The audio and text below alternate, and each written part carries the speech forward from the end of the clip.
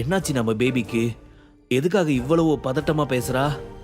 ஒருவேளை நம்மளை அட்டாக் பண்ண மாதிரி அங்க சுரபியையும் என்று நினைத்தவன் அதற்கு மேல் சிறிதும் கூட யோசிக்க மனதைரியம் இல்லாமல் அவளிடமே, பேபி என்னாச்சு? எதுக்காக இவ்வளவு பதட்டமா பேசுற? ஏதாவது பிரச்சனையா என்று அவன் கேட்டான். விக்ரம், மார்னிங்ல இருந்து இங்க ஒரே ப்ராப்ளமா இருக்குது. எல்லாமே கன்ஃபியூஷனா இருக்கு. எனக்கு இங்க என்ன நடக்குதுன்னே ஒண்ணுமே புரியல. நீ எவ்வளவு சீக்கிரமா இங்க வர முடியுமோ அவ்வளவு சீக்கிரமா வா. நான் இன்னைக்கு மார்னிங் 10 o'clock நம்ம கம்பெனி ஷேர் வேல்யூ டவுன் ஆச்சு. உடனே நான் நம்மளோட ஷேர் ஹோல்டர்ஸ் எல்லாரையும் கான்ஃபரன்ஸ் ஹாலுக்கு ஒரு மீட்டிங்காக வர சொல்லியிருந்தேன். ஆனால் இப்போ வர யாருமே வரவே இல்லை. என்ன ஏதுன்னு விசாரிச்சு பார்க்குறப்போ அவங்களோட ஷேர் எல்லாத்தையும் லத்தீன் கம்பெனி கிட்ட கொடுத்துட்டு தான் சொல்கிறாங்க. அப்படின்னா இப்போ நம்ம கம்பெனி மொத்தமாகவே அந்த லத்தீன் குரூப் கைக்கு போயிட்டதா தானே அர்த்தம்? இதை நான் எப்படி ஃபேஸ் பண்ண போகிறேன்னு தெரியல. இதில் பயங்கரமான விஷயமே என்னன்னா, அந்த லத்தீன் கம்பெனியோட மோதுறதுன்னா நான் இதை எப்படி சமாளிக்க போகிறேன்னு எனக்கு புரியவே இல்லை. என்னால் இந்த ப்ராப்ளத்தை சரி பண்ண முடியுமான்னு எனக்கு தெரியல விக்ரம். இதை பற்றி நினைக்க எனக்கு அப்படியே ரொம்ப ப்ரெஷராக இருக்குது விக்ரம். எனக்கு ரொம்ப பயமாக இருக்குடா. நீ எங்கே நம்ம கம்பெனி கைவிட்டு போயிடுமோன்னு. எனக்கு இந்த கம்பெனி கைவிட்டு போயிடக்கூடாது விக்ரம். நான் இப்போ தான் இதில் இருந்து நெக்ஸ்ட் லெவலுக்கு போகிறதுக்காக பல விஷயங்களை ரிசர்ச் பண்ணி ஓரளவுக்கு ப்ரிப்பேர் ஆகி முன்னேற்பாடோடு இருக்கேன். இந்த டைமில் இந்த மாதிரி ஒரு அடி விழுந்துச்சுன்னா எனக்கு மனசுக்கு ரொம்ப கஷ்டமாக இருக்குண்டா. நான் இந்த பிரச்சனையை எப்படி சால்வ் பண்ண போகிறேன்னு தெரியல விக்ரம் என்று மூச்சு விடாமல் புலம்பினாள் சுரபி. அவள் மனதிற்குள் தனது கம்பெனி தன் கைவிட்டு போகக்கூடாது, எப்படியாவது தன் வாழ்வில் இந்த கம்பெனியை மிக உயர்ந்த நிலையில் கொண்டு வர வேண்டும் என்ற ஒரு வெறித்தனமும், அதே சமயம் இப்பொழுது நிகழ்ந்திருக்கும் பிரச்சனை அவள் மனதிற்குள் பயத்தையும் பதட்டத்தையும் கொண்டு வந்துள்ளதை விக்ரமால் எளிதாக உணர்ந்து கொள்ள முடிந்தது. பிரச்சனை தான் நினைத்ததை விட சாதாரணமானது என்பதை உணர்ந்து நிதானத்திற்கு வந்து அவளிடம், என்ன பேபி நீ எதுக்காக இவ்வளவு டென்ஷன் ஆயிட்டு இருக்கிற? இது சாதாரண விஷயம். இதை உன்னால் ஈஸியாக சால்வ் பண்ண முடியும். எனக்கு அந்த நம்பிக்கை இருக்குது பேபி. ஏன் தெரியுமா? நீ அந்த அளவுக்கு திறமையான பொண்ணு. ஸோ ஃபஸ்ட்டு நீ உனக்குள்ளே இருக்கிற பயத்தை தூக்கி எறிஞ்சிட்டு நீ தைரியமான பொண்ணாக மாறு. அதுக்கப்புறம் நிதானமாக உட்காந்து யோசிச்சு உன்னால் இந்த விஷயத்தை ஈஸியாக சால்வ் பண்ண முடியும் பேபி. கொஞ்சம் ரிலாக்ஸ் ஆகு. அதுக்கப்புறம் நான் சொன்னதை பற்றி யோசிச்சு பாரு, புரியுதா என்று அவன் அவளுக்கு பாசிட்டிவ் தாட்ஸ் வருமாறு பேச அவனுடைய அந்த பாசிட்டிவ் வைப்ஸ் அவளிடம் ஒர்க் அவுட் ஆனது. ஓகே விக்ரம், நீ சொன்னது மாதிரி நான் பண்ணுறேன். இப்போ நீ பிஸியாக இருப்பேன்னு நினைக்கிறேன். ஸோ நீ உன்னோட ஒர்க்கை கம்ப்ளீட் பண்ணிவிட்டு கண்டிப்பாக நைட் நீ வீட்டுக்கு வா. நாம் நைட் டின்னரில் மீட் பண்ணலாம்.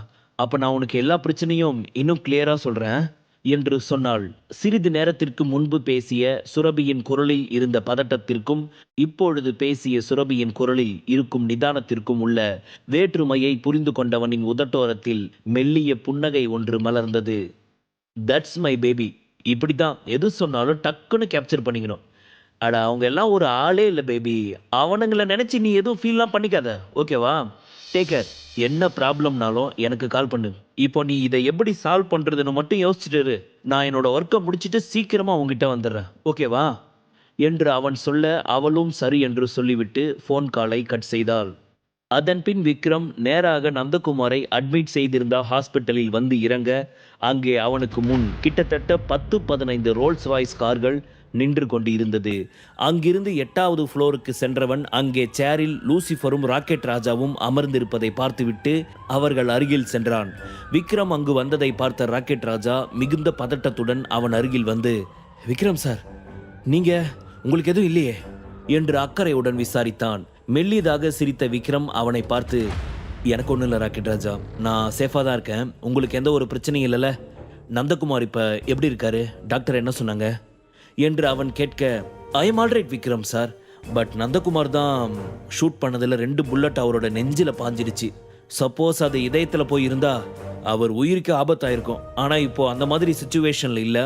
இப்போ உயிருக்கு எந்த ஒரு ஆபத்தும் இல்லாமல் அவர் நார்மலாக தான் இருக்கார். ஆனாலுமே அவர் இன்னும் ரெக்கவர் ஆக 2 months கிட்ட ஆகும், அப்படிதான் டாக்டர் சொல்லியிருக்காங்க என்று ராக்கெட் ராஜா சொன்ன பின்புதான் விக்ரம் மனதிற்கு நிம்மதியாக இருந்தது. உண்மையாகவே நந்தகுமார் எனக்கு ரொம்ப விசுவாசமானவன். அதே சமயம் என் மேலே நிறைய மரியாதையும் பாசமும் வச்சிருக்கிற ஒரு ஆள். அப்படிப்பட்ட நந்தகுமார் உயிருக்கு ஏதாவது ஆகியிருந்தா நிச்சயமாக எனக்கு சாகிற வரைக்கும் அது குற்ற உணர்ச்சியாகவே தான் இருந்துட்டு இருக்கும். ஆனால் உண்மையாகவே இது கடவுள் புண்ணியம்தான். நந்தகுமார் உயிருக்கு எந்த ஒரு ஆபத்தும் வரல. ரொம்ப சந்தோஷம் என்று நினைத்து நிம்மதி அடைந்தான். அதன் பின் ராக்கெட் ராஜாவிடம், இப்போ போய் நாம நந்தகுமாரை பார்க்கலாமா, டாக்டர் உள்ள போகலாம்னு ஏதாவது சொல்லியிருக்காங்களா என்று கேட்க, எஸ் சார், நம்ம உள்ள போகலாம். டாக்டர் இப்போதான் வந்து சொல்லிட்டு போனாங்க. நாங்கள் உள்ளே போக போன டைம் தான் நீங்கள் கரெக்டாக வந்துட்டீங்க. வாங்க நம்ம போய் இப்போவே அவரை பார்க்கலாம் என்று சொல்லி நந்தகுமாரை பார்ப்பதற்காக விக்ரம், ராக்கெட் ராஜா, லூசிஃபர் என 3 பேரும் உள்ளே சென்றனர். பெட்டில் படுத்திருந்த நந்தகுமார் ஆக்சிஜன் மாஸ்கின் உதவியோடு படுத்திருக்க, அவர் மீதிருந்த புல்லட்டை அறுவை சிகிச்சை செய்து எடுத்த பின் அவரது நெஞ்சிலேயே மிகப்பெரிய பேண்டேஜ் போடப்பட்டு இருந்தது.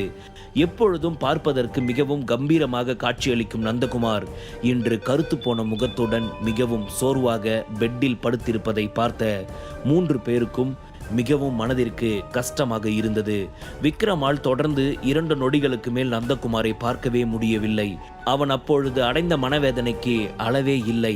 மனக்கவலையால் அவன் தொண்டை குழியில் இருந்து வார்த்தைகள் வர தவித்தது. இருந்தாலும் தன்னை சிரமப்படுத்தி கொண்டு மிகவும் அமைதியான குரலில் நந்தகுமாரிடம், நந்தா, இப்போ உங்களுக்கு ஹெல்த் எப்படி இருக்கு? ரொம்ப பெயினா இருக்குதா என்று அக்கறையாக நலம் விசாரித்தான். வலி நிறைந்த சிரிப்புடன் நந்தகுமார் விக்ரமிடம், இப்போ என்னோட ஹெல்த்துக்கு எந்த ஒரு ப்ராப்ளமும் இல்லை என்று சொல்லும் பொழுதே அவர்கள் 3 பேரும் தெளிவாக புரிந்து கொண்டார்கள் நந்தகுமார் இப்பொழுது மரண வலியை அனுபவித்துக் கொண்டிருக்கிறான் என்று. அவன் வாயில் இருந்து வந்த வார்த்தைகள் ஒவ்வொன்றும் மிகவும் சிரமப்பட்டு வந்ததை அவர்களால் மிக தெளிவாக புரிந்து கொள்ள முடிந்தது. அதற்கு மேல் அவரிடம் பேசுவதற்கு 3 பேருக்குமே எந்த ஒரு விருப்பமும் இல்லை. அதை புரிந்து கொண்ட நந்தகுமார் சிரித்து கொண்டே, நான் தான் சொல்கிறேன்ல, என்னோட உடம்புக்கு எந்த பிரச்சனையும் இல்லை, நான் நல்லா தான் இருக்கேன். என்ன, சர்ஜரி பண்ணியிருக்கிறதால கொஞ்சம் பெயினாக இருக்குது. 2 மாதம் ரெஸ்ட்டில் இருக்கணும்னு சொல்லியிருக்காங்களாம். ஸோ அதுக்குள்ளே கண்டிப்பாக சரியாயிடும். ஆனால் என்று தயங்கிய நந்தகுமார் தன் கண்களை தாழ்த்தியவாறு விக்ரமின் முகத்தை பார்க்காமல், விக்ரம் சார், ப்ளீஸ் என்னை நீங்கள் மன்னிக்கணும்.